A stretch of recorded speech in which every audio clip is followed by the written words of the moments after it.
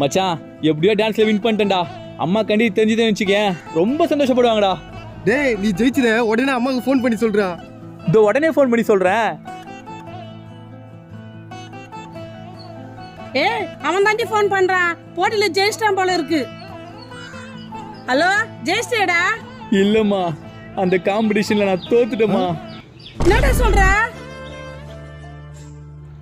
அக்கா என்னக்கா ஆச்சு? அக்கா சொல்லுக்கா என்னக்கா ஆச்சு? டேய் ஏன்டா அம்மா கிட்ட தோத்துட்டேன்னு சொன்னா? டேய் தோத்துட்டேன்னு அம்மா நினச்சிக்கிட்டோம், வீட்டில் போயிட்டு சர்ப்ரைஸ் கொடுப்போம்.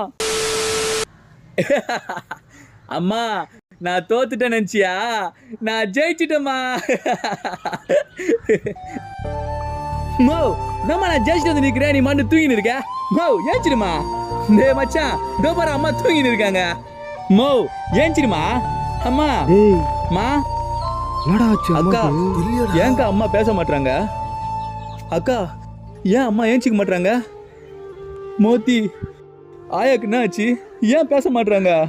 காரணமா ஆயெல்லாம் போயிட்டு போயிடுச்சு. விளையாடுறியா? அம்மாலாம் என்னை விட்டு போவாது. அம்மா அம்மா அம்மா ஏந்திருமா.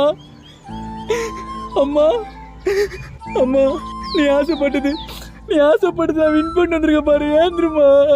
அம்மா நான் சும்மா விளையாடுதமா பண்ணேன், ஏந்திருங்கம்மா. அம்மா அம்மா என்ன மன்னிச்சிருமா. அம்மா ஏந்திருமா. என்னடா நீ இன்னும் சாவலியா? டேய் நீதான் தோத்த மாதிரி நடிப்பியா? நான் உதா சத்த மாதிரி நடிப்பேன். நடிச்சியா? நான் ஜெயிச்சிட்டேன்னு உனக்கு யாருமா சொன்னா? இதோ இருக்கிறானே சந்தோஷ், இவன் தான் சொன்னான். இது எப்படி நடந்தது?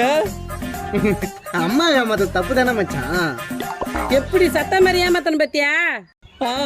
நல்லா ஏமாத்துறமா, இரு எத்தனை வந்துடுறேன். என்னடா எத்தனை வர போற?